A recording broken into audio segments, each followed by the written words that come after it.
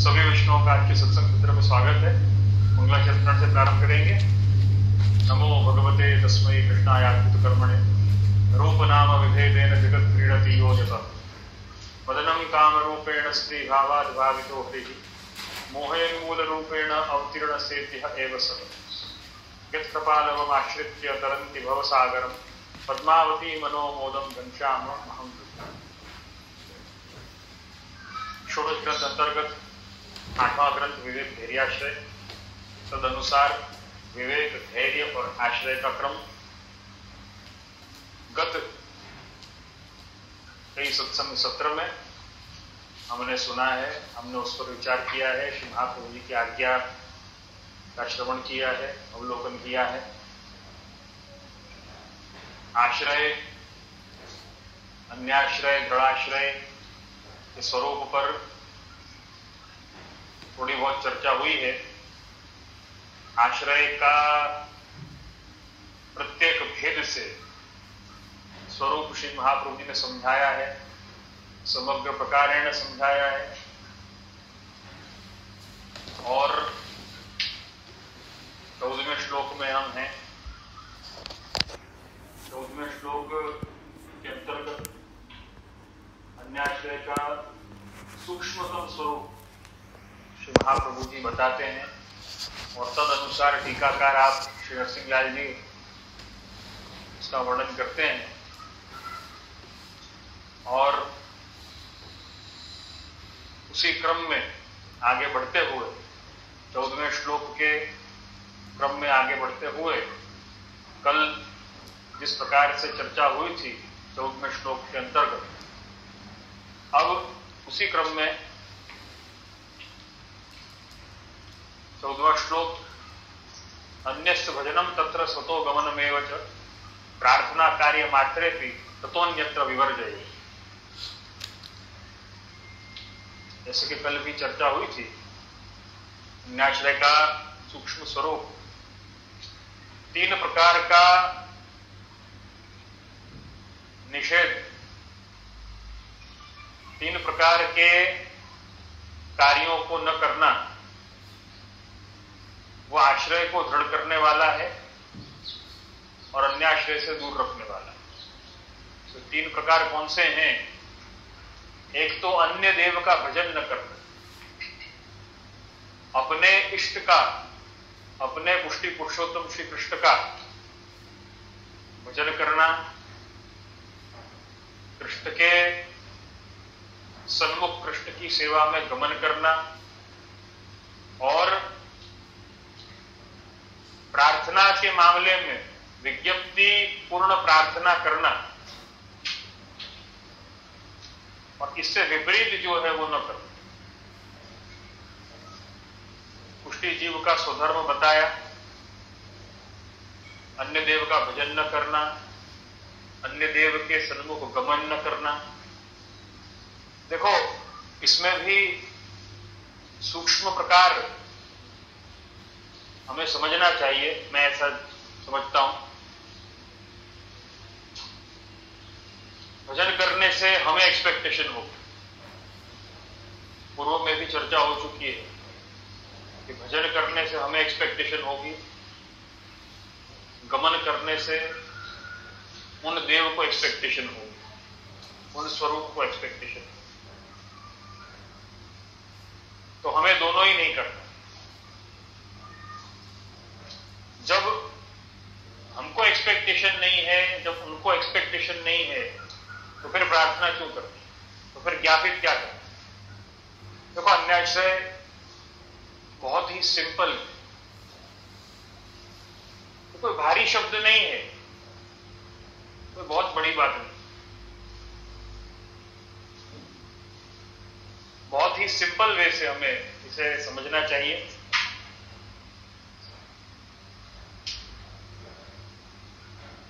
जो पूर्ण रूपेण हमारा नहीं या हम जिनके पूर्ण रूपेण नहीं, उनसे एक्सपेक्टेशन नहीं करनी, ये तो सहज बात है। पता नहीं इसे क्यों अपने पुष्टि भक्ति मार्ग में बहुत ही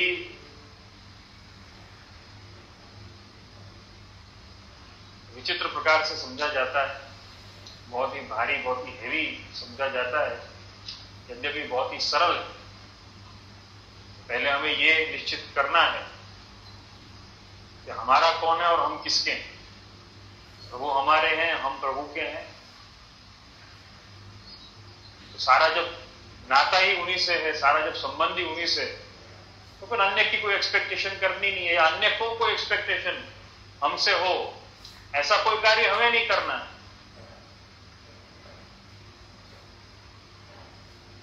ये बहुत क्लियर है। तद अनुसार अन्याश्रय का क्रम, जो आश्रय के क्रम के अंतर्गत, विवेक धैर्याश्रय ग्रंथ में आश्रय के क्रम के अंतर्गत ही आश्रय में जो निषेध है वो अन्याश्रय। जैसे कि कल टीकाकार नरसिंहलाल जी ने 14वें श्लोक की टीका में विस्तृत प्रकारेण प्रार्थना का प्रकार बताया, दशम स्कंद का उदाहरण दे करके, और श्री नरसिंहलाल जी ने आपने जो आज्ञा करी है, तो भक्तों ने दावानल के समय में रक्षण की विज्ञप्ति करी है, रक्षा की विज्ञप्ति करी है। यद्यपि ऐसी विज्ञप्ति, देखो विज्ञप्ति में भी बड़ी एक रोचक बात है कि ब्रजभक्तों ने जब भी विज्ञप्ति करी है तो अपनी शरणागति की विज्ञप्ति करी और कोई दूसरी बात नहीं बताई। विज्ञप्ति केवल शरणागति की करिए कि हम आपकी शरण में हैं।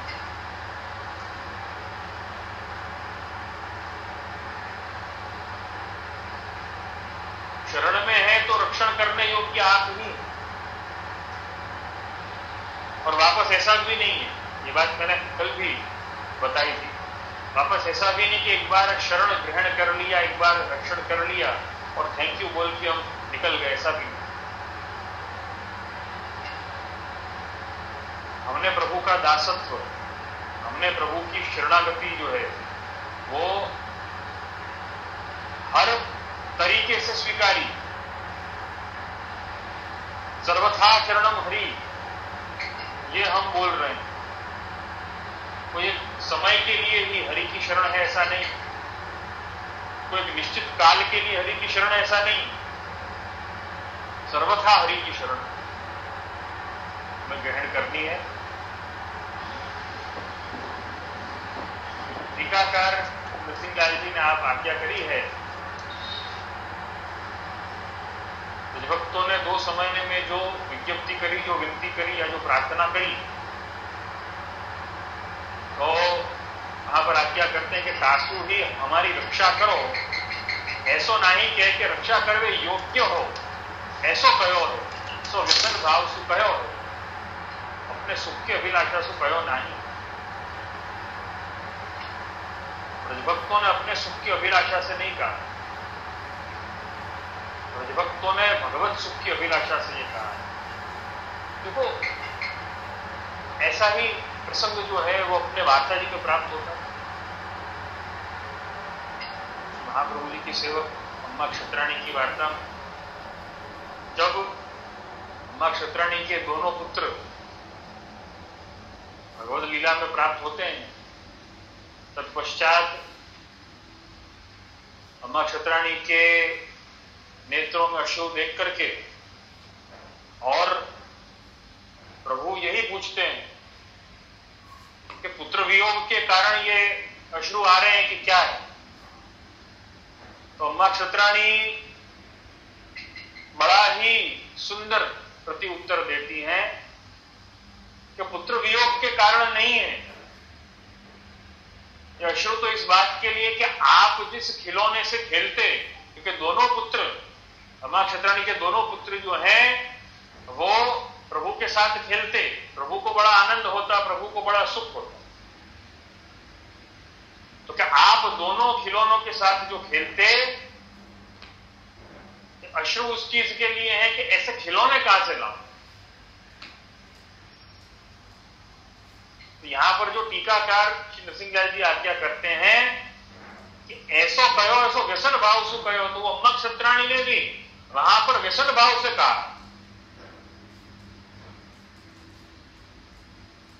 अम्मा क्षत्राणी की भावना कितनी स्पष्ट है। अन्य कोई बात नहीं है, अन्य कोई भाव नहीं, अन्य कोई अभिलाषा नहीं है प्रभु से। प्रभु जब कह रहे हैं कि पुत्र वियोग के कारण हुआ, तो कह नहीं, पुत्र वियोग के कारण अश्रु नहीं आ रहे हैं। अश्रु का कारण है आपको जिन खिलौनों से इतनी प्रसन्नता होती और आपकी प्रसन्नता को देख करके, आपको सुखी देख करके, आपको आनंदित देख करके जो मुझे सुख होता है, ऐसा सुख मैं आपको कब दूं और अब कैसे दूं। ये अश्रु जो है इसके लिए है कि आपके सुख के लिए अब मैं क्या कर सकूं।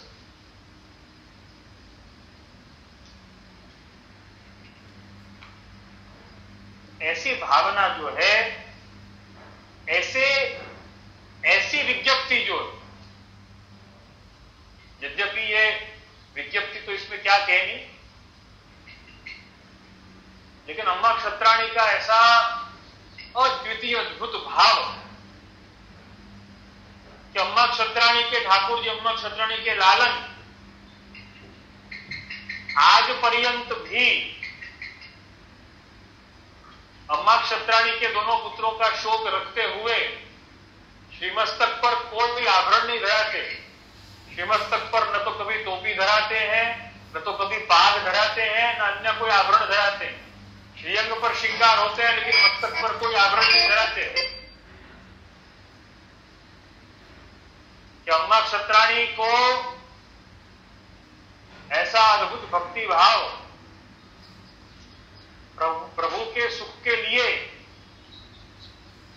इतना अद्वितीय भाव हो, तो प्रभु भी वहां पर अम्मा क्षत्राणी के भाव का एक प्रकार मानते हैं, एक उसके भाव की एक मेल मानते हैं।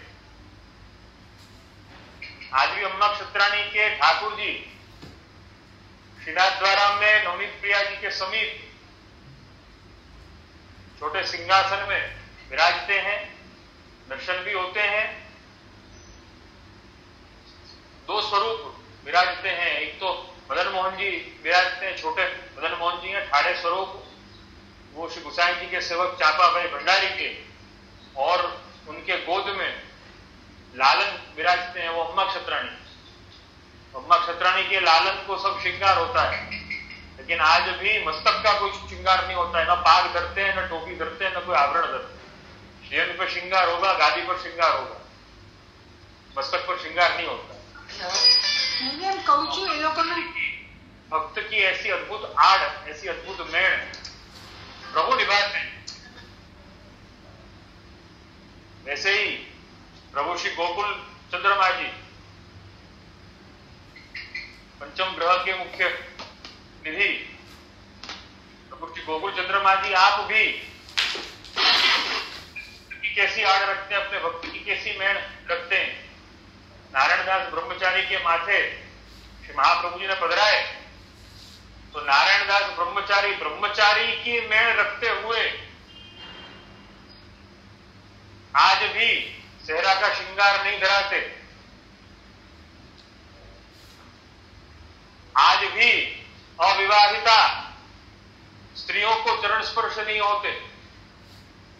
इस प्रकार आज भी अद्य पर्यंत भगवान अपने भक्त की आड़ रख करके आज भी निभाते हैं। ऐसे तो कई प्रसंग अपने पुष्टि मार्ग में सर्वत्र हमें देखने मिलेंगे, जानने मिलेंगे। प्रभु श्री मथुराधीश आज भी छोला आरोपते हैं, पद्मनाभ दास की आड़ रखते हैं, पद्मनाभ दास की मेड़ रखते हैं। ये सारे इतने अद्भुत प्रकार हैं। भगवान अपने भक्त की मेड़ निभाते हैं। पुष्टि मार्ग में बड़ा ही अद्भुत ये प्रकार है, अद्भुत प्रसंग है। तो ये सब कब हो सकता है? ये सब तब है कि जब प्रभु से विज्ञप्ति जो है वो अपने सुख की अभिलाषा से नहीं करी जाती, प्रभु के सुख की अभिलाषा से, प्रभु के सुखार्थ से भी संतोष जनिका सेवा जब, तब भगवान भी भक्त की मेण रखते हैं, भक्त की आड़ रखते हैं, उसका रक्षा करते हैं। ये अद्भुत प्रकार अपने पुष्टि मार्ग में है, भक्ति मार्ग में है। तो हमारी रक्षा करो ऐसो नहीं कह के, रक्षा करवे योग्य हो ऐसो कयो है, सो व्यसन भाव सु कयो है, अपने सुख की अभिलाषा सु कयो नहीं है। तैसे श्री गोकुल तो फलस्वरूप है, ये तैसे ही ब्रजलीला, श्री गोकुल की लीला जो है वो तो फलस्वरूप है। यहां पर फलस्वरूप जब लीला हो, ऐसी लीला भक्त के सुखार्थ कैसे हो सकती है? वो तो प्रभु के सुखार्थ ही हो सकती है। तो कहा कि एक्सपेक्टेशन रखनी, वो भी ऐसे रखनी कि हम आपको कैसे सुख दे सकते,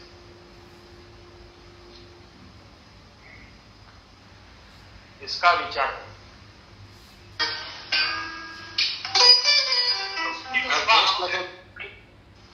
तो प्रभु की कृपा हमारे पर होने पर हमें प्रभु की सेवा में तत्पर होना है। ये तो भक्त के द्वारा प्रभु के सुख की अभिलाषा है, न कि खुद के सुख की अभिलाषा। और खुद के सुख की अभिलाषा नहीं है, वो इसी से सिद्ध कर देता है। केवल भगवत सुख की और भगवत सेवा की बात करता है, अपनी देह से केवल भगवत सेवा करता है, मन में केवल भगवत भाव रखता है और वाणी से केवल भगवत नाम का उच्चारण करता है। यह सिद्ध करता है, सिर्फ बोलने से या सिर्फ विचार करने से नहीं। लेकिन इस प्रकार की जब दृढ़ता, ब्रजभक्तों के जैसी दृढ़ता जब कोई जीव रखता है, तब ऐसा माना जा सकता है कि भगवत सुखार्थ जो है सारा उसका भाव है, भगवत सुखार्थ उसका मनोरथ है, भगवत सुखार्थ उसकी प्रारंभ है, वो विज्ञप्ति। तो तैसे श्री गोकुल तो फलस्वरूप है। सो भगवान ने अपनी लीला के लिए फलोपयोगी सर्वरसात्मक प्रकट की हो। तासु वहां की लीला बाहिर लोकानुसारिणी है और भीतर तो बहुत प्रयोजन युक्त अलौकिक लीला। तासु भगवान को जब जब ज्या प्रकार की लीला करने की इच्छा हो है, तब तब तैसो कार्य संपादन करत। टीकाकार आप और आगे स्पष्टीकरण करते हैं कि भगवान अपनी लीला के लिए फलोपयोगी सर्वरसात्मक प्रकट किया। नमो भगवते तस्मै कृष्णाय अद्भुत कर्मणे रूप नाम विभेदेन जगत क्रीडति यो यत। शास्त्रार्थ प्रकरण के अंतर्गत श्री महाप्रभु जी जब ये आज्ञा करते हैं कि ये सर्व जगत में प्रभु श्री कृष्ण कैसे हैं अद्भुत कर्मा, प्रभु श्री कृष्ण, उनको नमन करते हुए श्री महाप्रभु जी आज्ञा करते हैं कि अद्भुत कर्मा है आप, जो विविध विविध रूप और विविध विविध नाम धारण करके इस जगत में लीला कर रहे हैं, क्रीड़ा कर रहे हैं। कर तो वो ही रहे हैं, प्रभु के अलावा कोई कुछ नहीं कर रहा। लेकिन यहां पे कितनी सुंदर बात बताई कि तासु वहां की लीला बाहिर लोकानुसारिणी है और भीतर तो बहुत ही प्रयोजन युक्त अलौकिक लीला। बाहर से देखने पर लोकानुसारिणी लीला लगेगी, लेकिन भीतर जो उसका प्रयोजन है, कौन सी लीला? तो जो ब्रजलीला, प्रभु की ब्रजलीला, गोकुल की लीला, भीतर बहुत ही प्रयोजन युक्त अलौकिक लीला। बाहर से ऐसा लगेगा, जैसे कि दावानल पान की लीला की बात करें, बाहर से ऐसा लगेगा कि पता नहीं ठाकुर जी ने क्या किया, ठाकुर जी ने दावानल का पान कर लिया, अग्नि को पी लिया, पता नहीं क्यों किया होगा, क्या किया होगा, क्योंकि लोकानुसारिणी बाहर है और भीतर तो बड़ी अद्भुत, तो कि भीतर की बात तो ये है। तो ऐसे लीला हम लोगों के साथ में, अपन लोगों के साथ में हो सकती है या नहीं हो सकती? क्योंकि दासु भगवान को जब जब जा प्रकार की लीला करवे की इच्छा होए तब तब तैसो कार्य संपादन करत। ब्रजभक्तों के साथ में या हमारे साथ में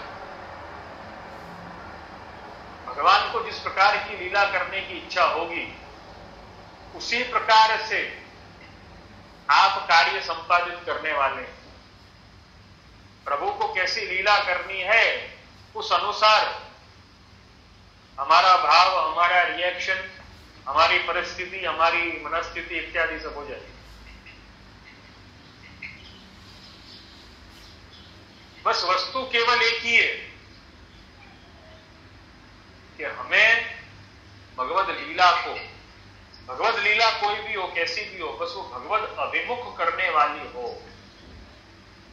जीवन का प्रत्येक क्षण जो है, प्रत्येक बात जो है, वो हम इस तरीके से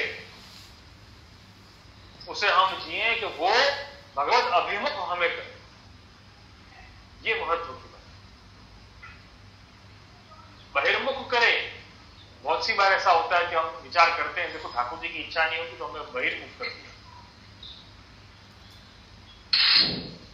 बहिर्मुख नहीं किया, हमको अलग प्रकार से प्रभु सन्मुख करना चाहते। जरूरी नहीं है कि जैसा हमने और आपने सुना है उसी प्रकार से प्रभु हमें सन्मुख करें या सन्मुख रखें। हमें ऐसा लगता है कि प्रभु को जब सन्मुख रखना होगा तो जैसे गोपीजनों को भाव आ गया वैसे हमको भी भाव आ जाए। गोपीजनों को जैसे अनुकूलता होगी ना ऐसे हमको भी अनुकूलता हो जाएगी। और ऐसी अनुकूलता नहीं हुई ना तो मतलब क्या हुआ? प्रभु को हमसे सेवा नहीं ली, प्रभु को हमसे सेवा नहीं करवानी। ये गलत सोच, ये गलत सोच। यहां पे टीकाकार क्या आज्ञा करते हैं? जहां प्रकार की लीला करने की इच्छा हो तब तब तैसो कार्य संपादन करते। देखो भगवान की इतनी अद्भुत लीला है। तो एक मुझे सूर्यमुखी का जो फूल होता है, जो पौधा होता है, सनफ्लावर, शायद आप में से कई लोगों को ज्ञात होगा। सनफ्लावर जो होता है, सनफ्लावर सूर्यमुखी, सूर्य जैसे ही आता है, सूर्योदय जैसे ही होता है, सूर्यमुखी के फूल की सबसे बड़ी विशेषता क्या है कि उसका मुख जो है वो सूरज की तरफ रहता है। सूर्य से वो ऊर्जा प्राप्त करता है, सूर्य से वो पोषित होता है, सूर्यमुखी का फूल, सनफ्लावर। लेकिन कभी ऐसा होता है कि बादल छा जाते हैं, सूर्य का प्रकाश, सूर्य की रोशनी नहीं मिल पाती, बारिश होती, तब क्या होता? तब सूर्यमुखी का फूल जो है वो क्या करे? तब सनफ्लावर क्या करे? बड़ी अच्छी बात है ये तो। खैर साइंस की बात है। सूर्यमुखी का फूल जो होता है, सनफ्लावर, साइंस बताता है द कंसेप्ट ऑफ हीलियोट्रॉपिज्म। आप लोगों में से कई लोगों ने सुना होगा, हीलियोट्रॉपिज्म होता है। हीलियोट्रॉपिज्म क्या है? जब सूर्यमुखी का फूल प्राकृतिक रूप से, जब सूर्य से, सन से ऊर्जा या एनर्जी प्राप्त नहीं कर सकता, बादलों से सूर्य गिर जाता है, तब सूर्य की रोशनी प्राप्त नहीं कर सकता, वो समय में वो क्या करेगा? सूर्य जब होता है तब तो ऊपर की तरफ उठा हुआ रहता है, तो क्या जब सूर्य नहीं होगा तो नीचे की तरफ झुका हुआ रहेगा? नहीं, वो नीचे की तरफ झुका हुआ नहीं रहता है। This concept is known as heliotropism. तो हीलियोट्रोपिज्म में ये कंसेप्ट में ऐसा होता है कि सूर्यमुखी के फूल जो है वो आपस में एक दूसरे की तरफ मुख कर लेते हैं। सूर्यमुखी के फूल आपस में एक दूसरे की तरफ मुख कर लेते हैं। क्यों? इसे हीलियोट्रोपिज्म कहते हैं। हीलियोट्रोपिज्म में आपस में एक दूसरे की तरफ मुख करने का तात्पर्य यह है कि हम ऊर्जा एक दूसरे से प्राप्त करें। शायद पहले सूर्यमुखी के एक फूल ने ऊर्जा प्राप्त की होगी खुद के लिए। ऊर्जा उसके भीतर है, एनर्जी उसके भीतर है, पोषण उसके भीतर है। दूसरे को थोड़ा पास करेगा, थोड़ी एनर्जी, थोड़ा पोषण वो दूसरे को पास करेगा, दूसरे सूर्यमुखी के फूल को पास करेगा। उसके पास में ऊर्जा होगी, इसको पास करेगा, या किसी दूसरे को पास करेगा। ऐसे करके दे एडजस्ट देमसेल्व्स।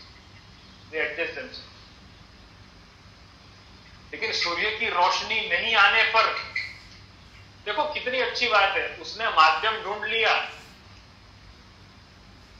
कि वो सूर्य की एनर्जी दूसरे फूल में तो है ना, तो वो एनर्जी दे। ऐसे ही जब हमें प्रत्यक्ष रूप से कभी ऐसा हो कि हमें समझ में नहीं आता है कि भगवत कृपा हमारे पे है या नहीं है, तब हमें यही विचार करना है कि देखो भगवान की कृपा तो हम पे है। हीलियोट्रोपिज्म वाला कंसेप्ट याद कर लेना। हीलियोट्रोपिज्म में एक दूसरे के अभिमुख होना, ऊर्जा किसके पास है, भगवत कृपा किसके पास है, उसके अभिमुख हो जाना। तो वो कौन है? हमारे वल्लभ है, हमारे श्री महाप्रभु जी भगवदी हैं, तादृशी हैं। तो महाप्रभु जी के सिद्धांतों के अनुसार चलते हैं। महाप्रभु जी की आज्ञा अनुसार अपनी वाणी, अपना मन, अपना देह संपादित करते हैं, सेवामय जीवन जीते हैं। उनसे ऊर्जा प्राप्त करनी है। गोपीजनों के अभिमुख रह करके हमें ऊर्जा प्राप्त करनी है। प्रभु से तो ऊर्जा मिलती ही है, प्रभु की कृपा तो है ही। लेकिन हीलियोट्रोपिज्म वाले कंसेप्ट का विचार अगर करें, मतलब कभी भी ये विचार नहीं करना है कि प्रभु की कृपा नहीं है। कभी भी हीलियोट्रोपिज्म के कंसेप्ट को याद करते हुए ये विचार नहीं करना है। सूर्यमुखी का फूल कभी भी ये विचार नहीं करता है देखो सूर्य ने छोड़ दिया, सूर्य तो मैं भूल गया। वो ये विचार करता है कि देखो सूर्य की कृपा, कृपा तो नहीं अपन कह सकते कि सूर्य की ऊर्जा इस दूसरे फूल में तो है ना, तो वहां से कुछ ऊर्जा मिल जाएगी। वो ऊर्जा उस फूल की तो नहीं है, सूर्य की है। ऐसे ही प्रभु की कृपा जो है, अलौकिक जो है, वो किसी जीव का तो हो नहीं सकता। वो तो प्रभु का है, वो तो वल्लभ का है। एक दूसरे के अभिमुख, एक दूसरे के अभिमुख का अर्थ यह है वल्लभ के सेवक एक दूसरे के अभिमुख इस प्रकार से रहें, यद्यपि उनकी मनवाणी और देह जो है वो वल्लभ अभिमुख होने चाहिए, सेवामय होने चाहिए। ये महत्व की बात है। सेवामय नहीं होने पर अभिमुख होना भी किसी काम का नहीं रहेगा। हम वल्लभ के अभिमुख रहें, कभी ये ना माने। ये बात बताने का जो तात्पर्य था, जो हेतु था, वो यही था कि हमें कभी भी ये नहीं मानना है कि हमारे पर प्रभु की कृपा नहीं है। अरे प्रभु की कृपा तो सर्वत्र है। सूर्य की ऊर्जा हर सूर्यमुखी के फूल में है। कोई बात नहीं, प्रभु को कृपा का माध्यम किसी और को बनाना है, कोई बात नहीं, लेकिन कृपा तो प्रभु की है।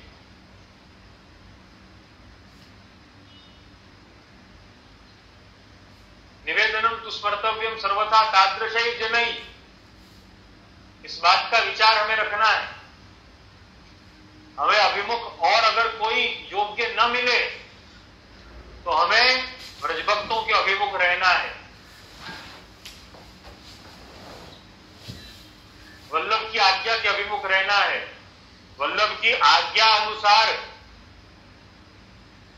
जो 84 वैष्णव चले, जो 252 वैष्णव चले, उनके अभिमुख रहना है, तो वही कृपा प्राप्त होगी।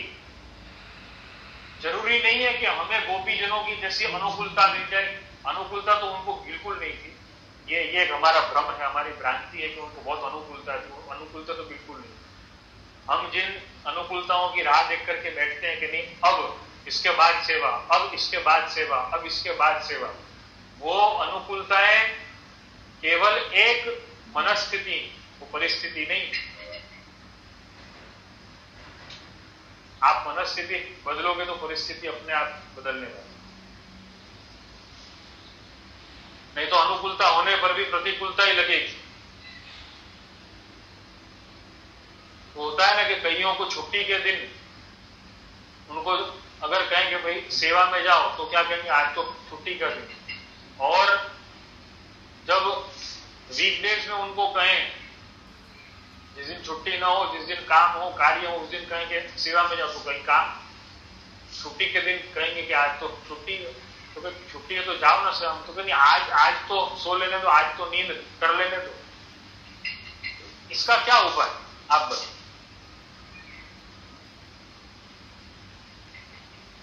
कहने का तात्पर्य यही है कि कृपा जो है, ऊर्जा जो है, वो हमें कैसे लेनी, ये हेलियोट्रॉपिज्म के कंसेप्ट से हमें समझ लेना है।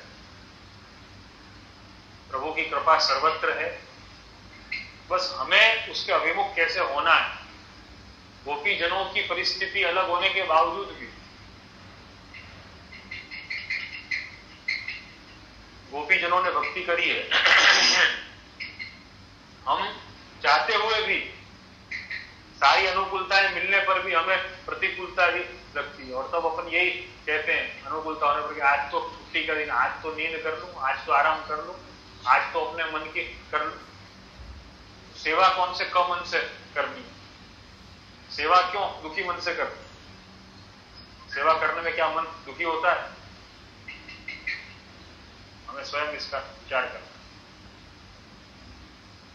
तो भगवान को जब जब जा प्रकार की लीला करने की इच्छा हो, तब तब तैसो कार्य संपादन करत। दावानल के संदर्भ में दावानल पान की लीला जो है, वो संदर्भ में टीकाकार आप आज्ञा कर रहे हैं। और जैसे यज्ञ पत्नी के ऊपर अनुग्रह करने की इच्छा भई, तो गोपन को सहसा क्षुधा उत्पन्न करी। देखो प्रभु कैसी लीला करते हैं। गोप बालकों को, गोप को प्रभु के संग गौचारण के लिए जाते, खेलने जाते, उनको क्षुधा उत्पन्न करी, उनको भूख लगवा दी, और फिर भेजा कहां पर? यज्ञ पत्नियों के पास, ब्राह्मण की पत्नियों के पास भेजा।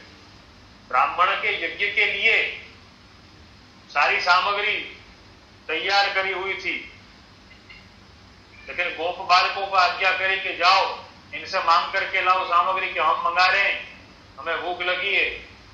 ब्राह्मणों ने तो सामग्री नहीं दी, लेकिन ब्राह्मण पत्नियों ने सामग्री दे दी। यज्ञ भोक्ता साक्षात जब विराजमान है, साक्षात जब मांगते हैं, तो कैसे मना कर सकते? अलग मना कर सकते? उस यज्ञ में आहुति दे करके वो सामग्री उस यज्ञ में अंगीकार करवाएं, इससे अच्छा यज्ञ भोक्ता साक्षात पधारे हैं। तो यज्ञ भोक्ता को ही समर्पित क्यों न करे? कृपा करनी थी यज्ञ पत्नियों के ऊपर, लेकिन भूख लगी गोप बालकों। ये कंसेप्ट जो है, ये टीकाकार समझा रहे हैं, नरसिंहलाल जी आप समझा रहे हैं कि प्रभु को जिस प्रकार की लीला करनी होती है, उस प्रकार से कार्य संपादित करते।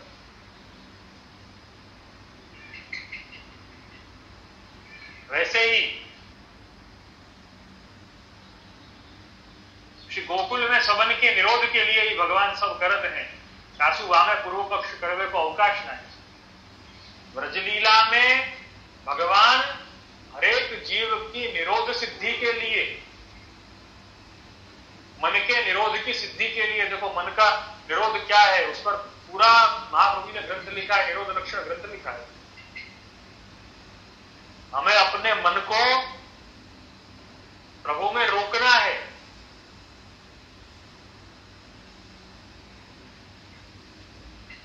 हमारा मन प्रभु में रुकता नहीं है, वो भटकता रहता है। निरोध सिद्धि जो है बहुत बड़ी उपलब्धि, भक्ति की बहुत बड़ी उपलब्धि। भक्ति का परम फल जो है वो निरोध, सेवा का परम फल मानसी, लेकिन भक्ति का तो परम फल जो है वो निरोध। तो निरोध सिद्धि के लिए भगवान सब लीला करते हैं। तासु पूर्व पक्ष करवे को अवकाश नहीं है। तो कहा कि वहां पर जहां पर प्रार्थना की बात आती है और भागवत जी के प्रसंग का स्मरण होता है, तो वहां पर एक ही सिद्धांत प्रकट होता है कि प्रभु को यहां पर अलौकिक लीला करनी है, और जैसी लीला करनी है वैसे ही कार्य संपादित किया है। ब्रज भक्तों का यज्ञ पत्नियों पर कृपा करनी है तो गो बालकों को भूख लगती है। ब्रज भक्तों का अन्याश्रय छुड़ाना है तो इंद्र को क्रोध दिलवाते हैं, इंद्रमान भंग करते हैं।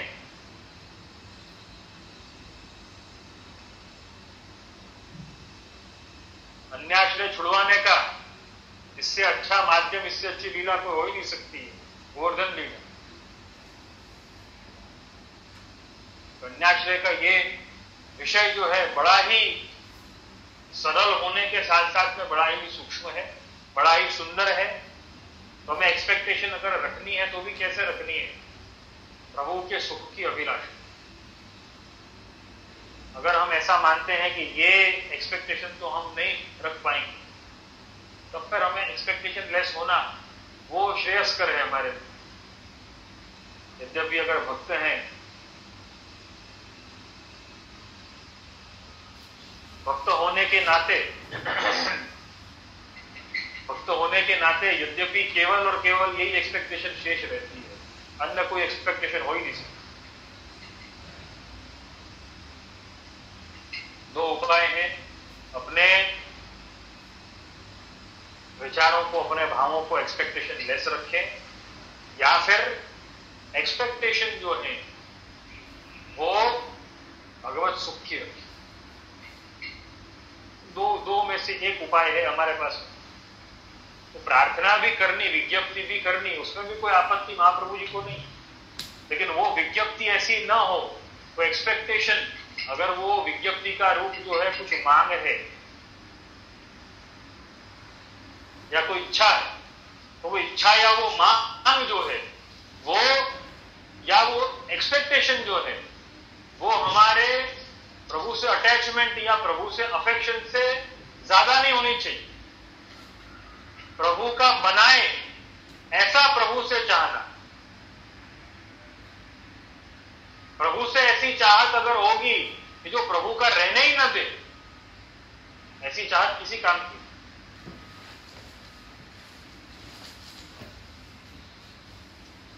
प्रार्थना कार्य मात्रे भी ततः अन्यत्र विवर्जय,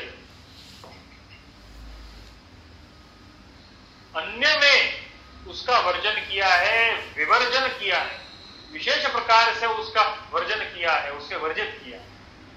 ये तीनों ही कार्य जो हैं वो केवल और केवल प्रभु के लिए करने, अपने पुष्टि पुरुषोत्तम श्री कृष्ण के लिए करने, भजन, गमन और प्रार्थना। बड़ा ही सुंदर अपने पुष्टि भक्ति मार्ग का सिद्धांत है कि देखो, यहां पर बहुत ही अच्छी बात है, देखो हमें भी विचार इस पर करना चाहिए कि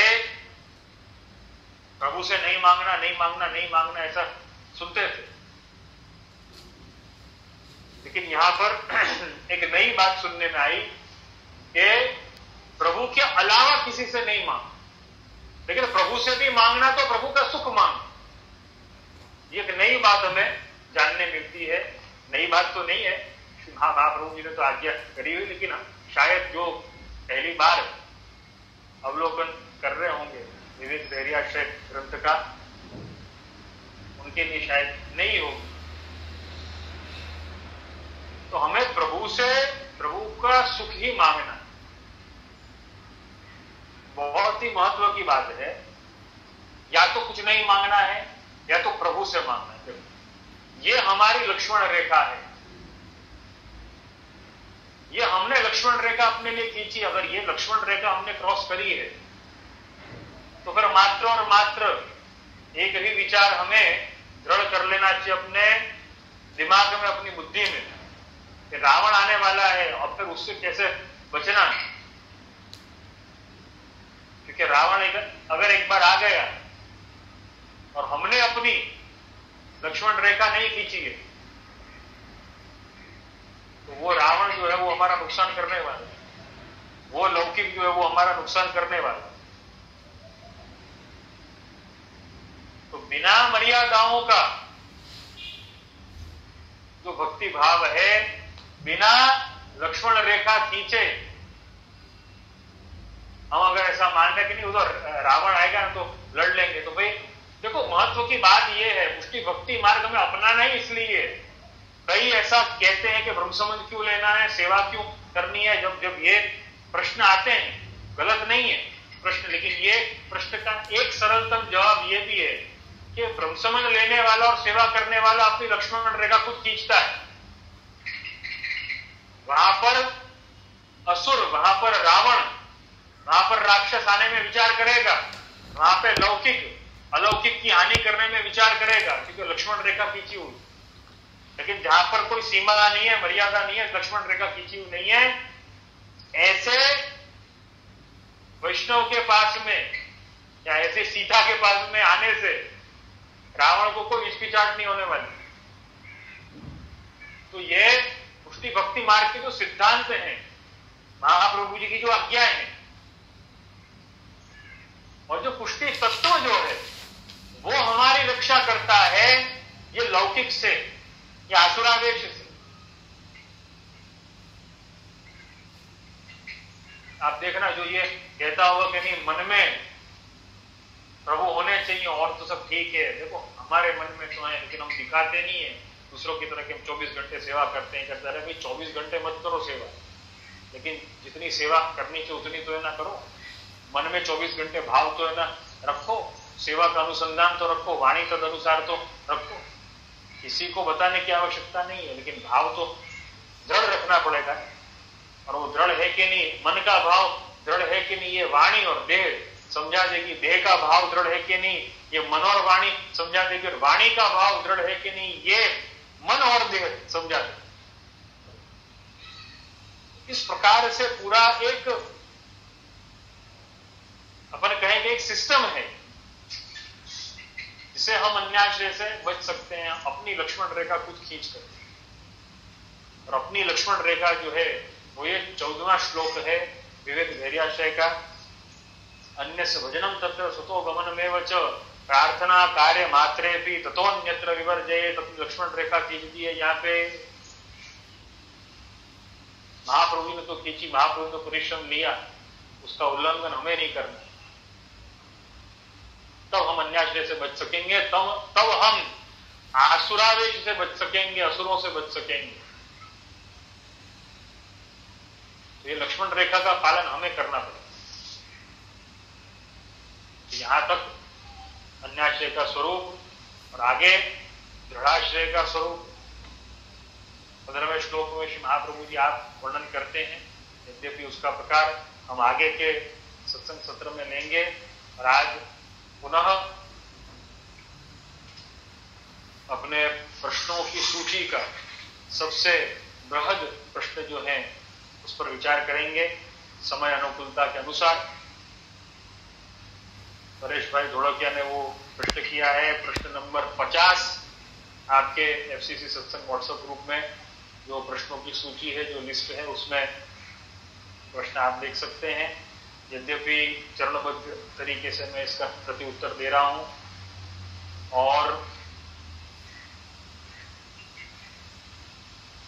इस प्रश्न के अंतर्गत हम अब आज नई पीढ़ी में पुष्टि मार्गीय संप्रदाय अंतर्गत ग्रहण को इतना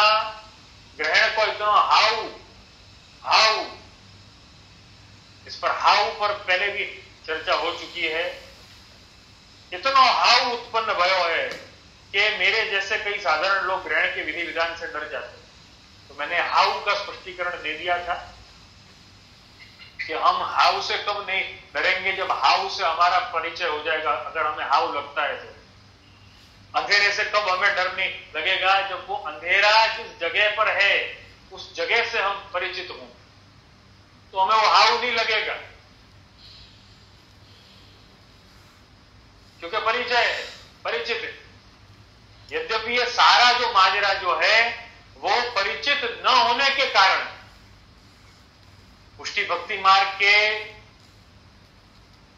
आचार धर्म है, जो नियम धर्म है, उससे हाउ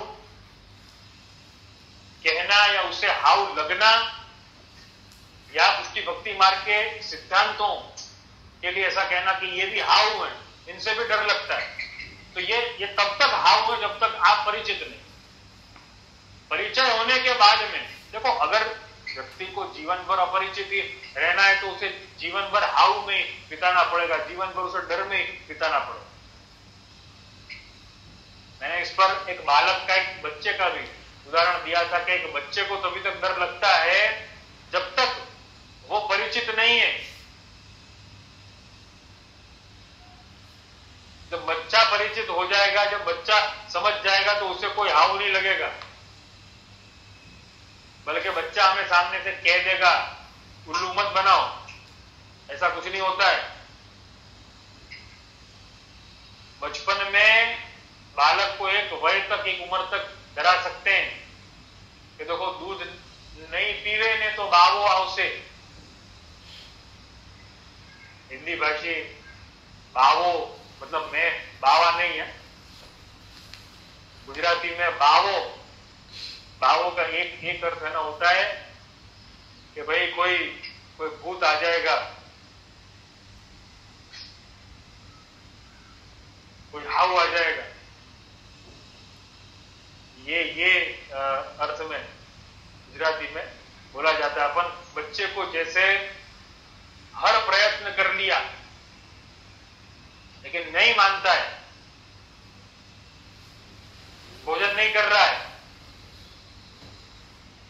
अपनी बात नहीं मान रहा है, खुद के हित की बात नहीं समझ रहा है, वो परिस्थिति में क्या किया जाएगा? वो परिस्थिति में उसे थोड़ा प्रेम पूर्वक डराया जाता है। प्रेम पूर्वक है,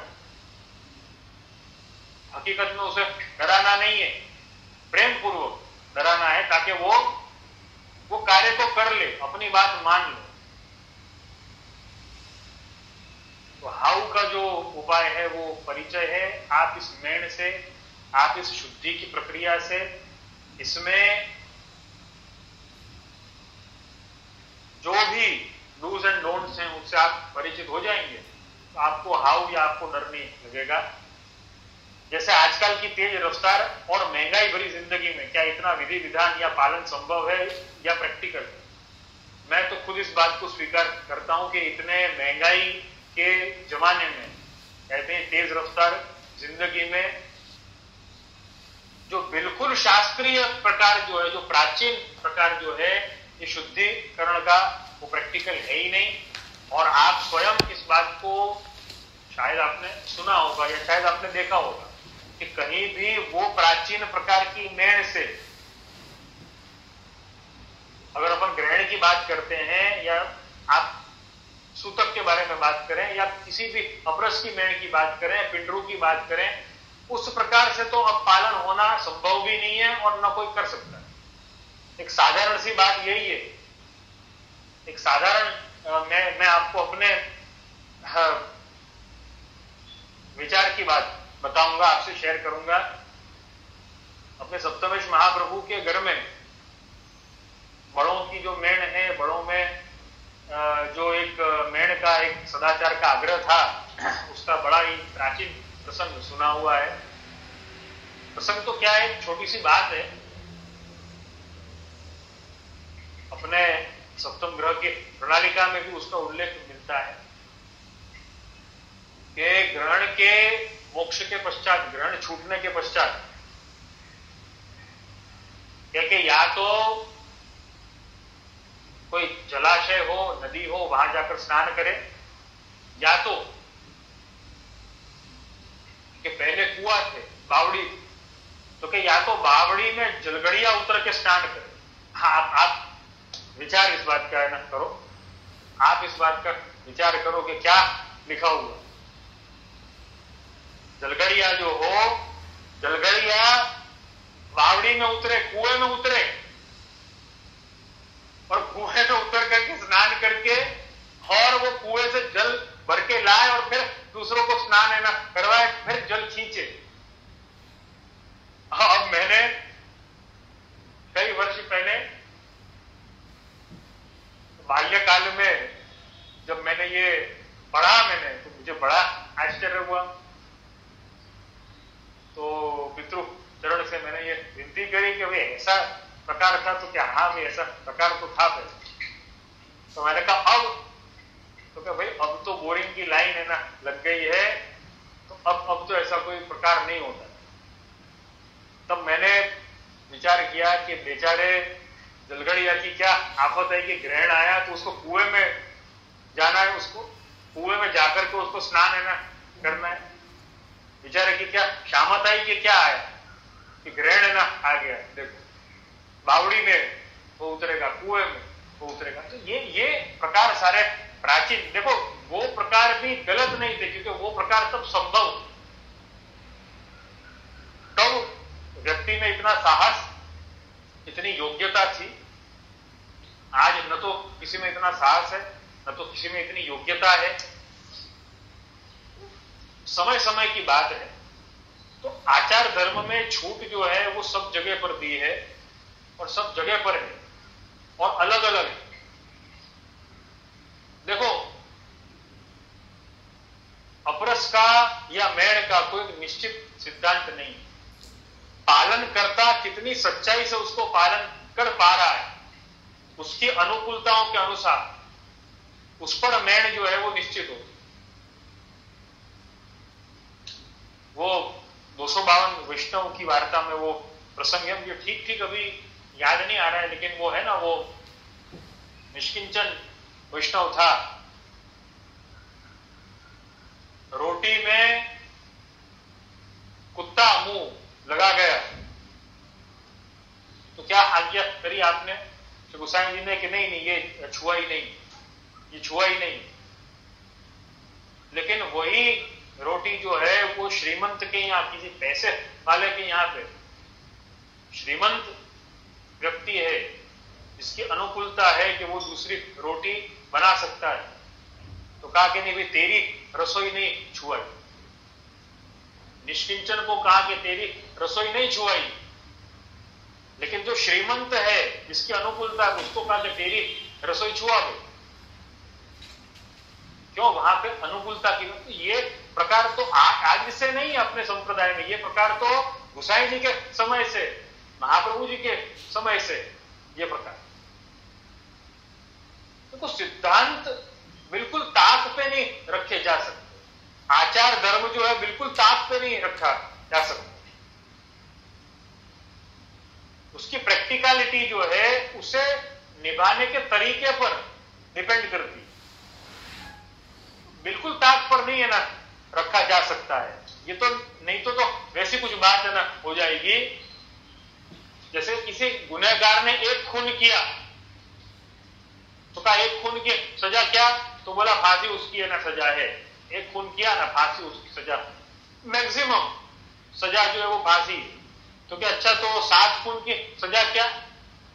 तो 7 खून की भी सजा फांसी है, और क्या है? मैक्सिमम सजा जो है फांसी है, सर्वोच्च, उससे ज्यादा कोई सजा है ही नहीं।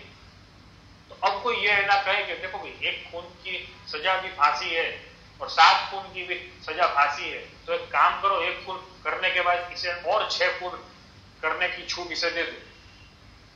चढ़ाना तो फांसी को पड़ी है, तो 6 खून और करके क्यों ना चढ़ेगी? नहीं, उसे 6 खून की छूट नहीं उसे दी जाएगी, उसे कैद किया जाए, उसे जेल में रखा जाए, उसे 6 खून और करने की छूट नहीं उसे दी जाएगी। सजा वही है, लेकिन तो भी उसे छूट नहीं दी जाएगी। कहने का तात्पर्य यह है कि हमें उतनी छूट लेनी है जितनी पॉसिबल है।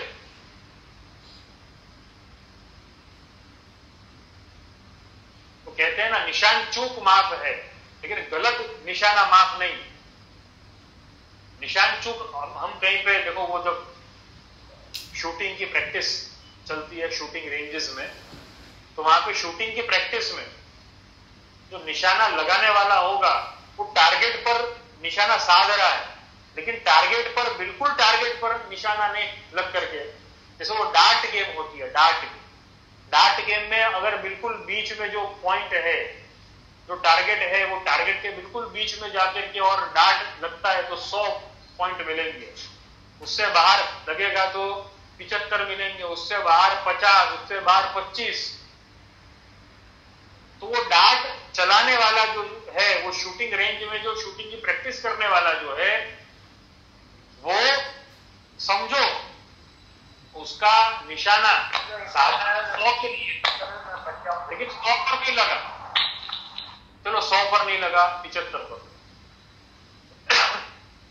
75 पर नहीं लगा, 50 पर लगा, 50 पर नहीं लगा, 25 पर लगा।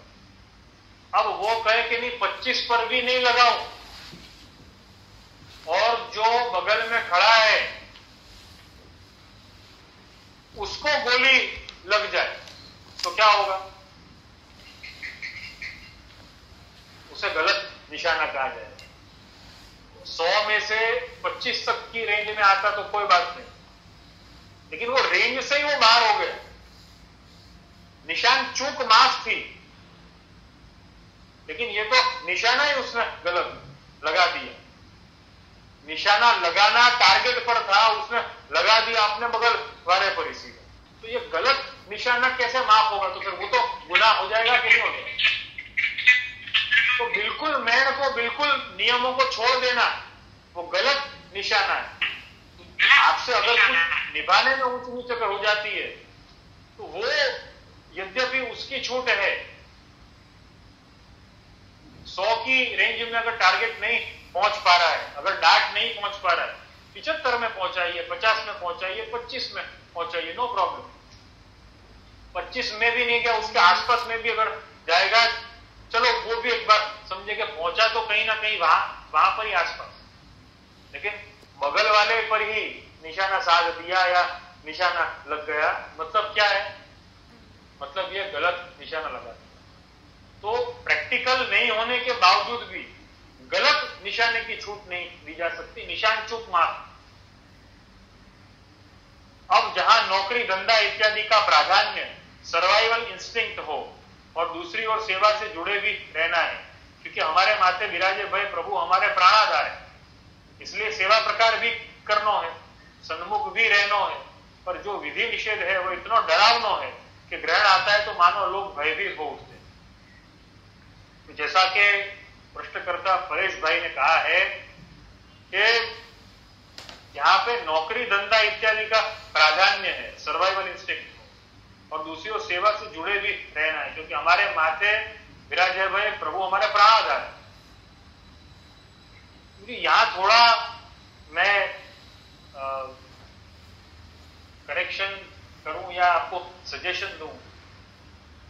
आपने एक तरफ कहा है कि प्राधान्य नौकरी और धंधे का है, या सर्वाइवल इंस्टिंक्ट की बात आपने कही, और दूसरी ओर आप कह रहे हैं कि प्राणाधार प्रभु है। तो ये दोनों बातें जो है वो ऑपोजिट है। इसलिए है क्योंकि अगर प्राणाधार प्रभु है तो सर्वाइवल इंस्टिंक्ट जो है, जब प्राणों के आधार ही वो हैं, तो जीवन के आधार वो क्यों नहीं?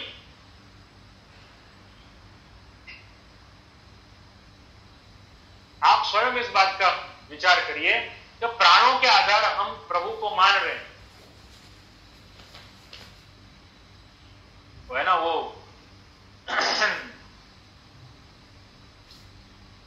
बड़ा ही सुंदर और प्रचलित ढोल सब गाते हैं, ढोल सब है ना गाते हैं, मेरे तो आधार श्री वल्लभ के चरणारविंद, वल्लभ के चरणारविंद श्री सिंघल के।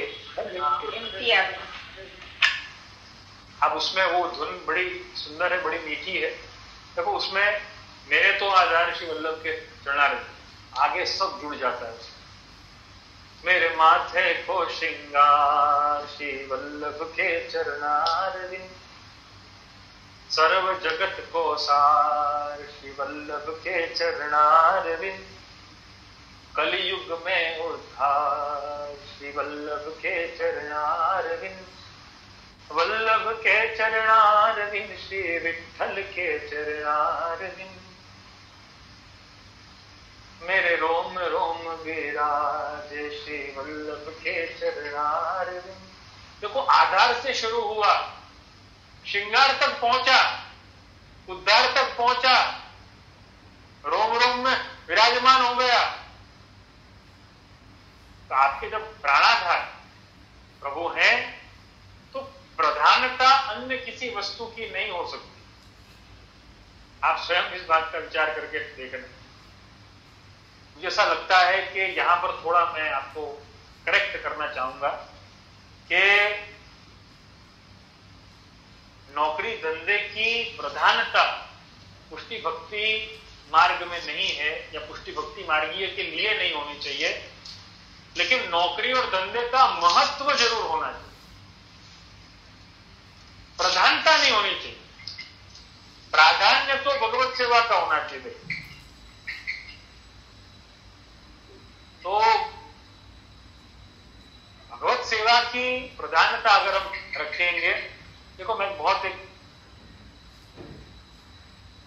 दृढ़तापूर्वक एक बात आपको बताना चाहूंगा कि प्रधानता अगर सिर्फ भगवत सेवा की हो, भगवत सेवा की हो, प्राणाधार अगर सिर्फ प्रभु हैं और उनकी सेवा है, इसका मतलब यह है कि दूसरा कुछ भी अपने लिए प्रधानता प्राधान्य नहीं रखता है, और कुछ भी और कोई भी अपना प्राणाधार नहीं। जब प्रधानता सारी की सारी प्रभु की है तो प्रभु के लिए समय निकालना या प्रभु के लिए अनुकूलता रखना ये कोई बड़ी बात नहीं होगी, हम बिल्कुल कर पाएंगे।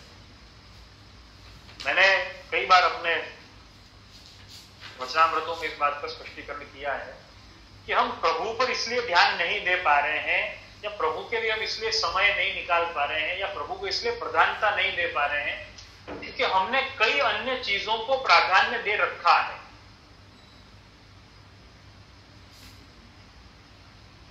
प्रायोरिटी नहीं देनी, आप इंपॉर्टेंस दीजिए, आप महत्व दीजिए।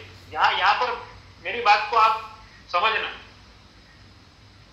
प्रायोरिटी हमारे लिए प्रभु, इंपॉर्टेंस कई बातों का हो सकता है, लेकिन इंपॉर्टेंस जो है वो भी उतना ही होना चाहिए कि हमारी प्रधानता को, हमारी प्रायोरिटी को ओवररूल न कर जाए।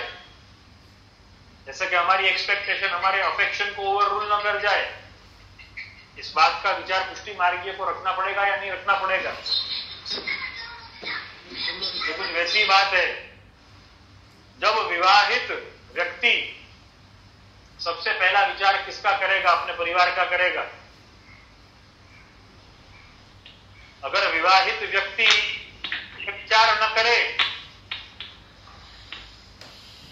तो क्या होगा? विवाहित व्यक्ति को सबसे पहला विचार जो है वो अपने परिवार का करना पड़ेगा, और वो करता है। प्राधान्य जो है वो मात्र और मात्र विवाहित के लिए अपने परिवार का होगा। हाँ, इंपॉर्टेंस हर चीज का हो सकता है, इंपॉर्टेंस कुछ हद तक हर चीज का हो सकता है, लेकिन प्रधानता, प्रायोरिटी मात्र और मात्र एक विवाहित के लिए अपने परिवार की हो।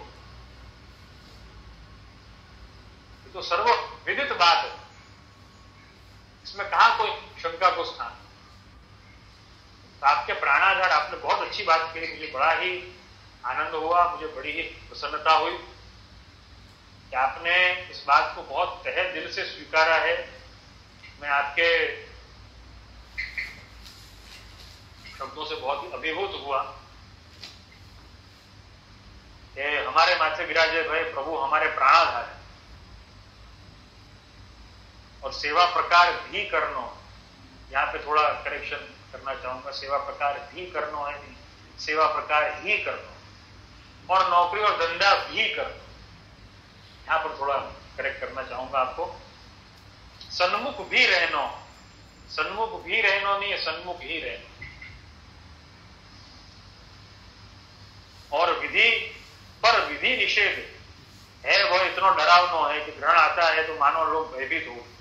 वो भयभीत होने का जो हाउ, वापस मैं हाउ पर आ जाऊंगा, वो हाउ इसीलिए है क्योंकि हमारा परिचय, परिचित हो तो हमें डरावना नहीं लगेगा, हमें डर नहीं लगेगा, हम मेहनत को बहुत बखूबी निभा पाएंगे। मैंने पहले भी बताया था, हमारे घर का सिस्टम ही ऐसा होगा तो वो अपने आप इट विल गो ऑन। जैसे कि किसी को ये नहीं समझाना है ना पड़ता है कि चाय का समय हो गया है, खाने का समय हो गया है। सबके घर का अपना अपना एक नियम है, अपना अपना एक सिस्टम। सबके घर पे चाय पानी नाश्ता भोजन वगैरह ये कुछ एक सामान्य नियम और सामान्य सिस्टम अपने अपने घर के होते हैं। जगने का एक समय होता है, सोने का एक समय, सबके घर पे अपने अपने सिस्टम है, अपने अपने एक नियम। अब कोई समझो अपने घर में किसी की बेटी विवाह करके आती है, अब उसे अपना सिस्टम शायद हाउ है ना लग सकता है, तब तक जब तक उससे उस सिस्टम से वो परिचित नहीं है, वो यूज्ड टू नहीं।